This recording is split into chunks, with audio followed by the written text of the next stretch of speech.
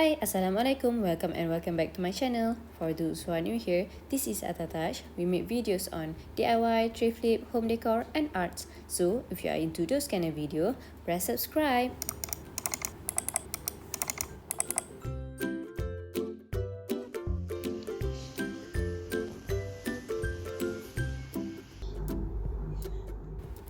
From what I know, people always use heat gun to create this nice wave effect on resin.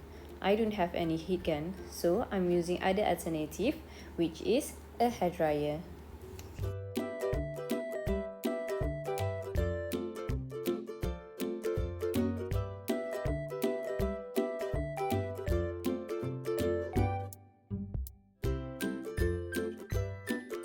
So from the title of this video, can a hairdryer give the same wave effect on resin like a heat gun? And my answer is yes, it can. So if you have a hairdryer that has adjustable level for heat and speed.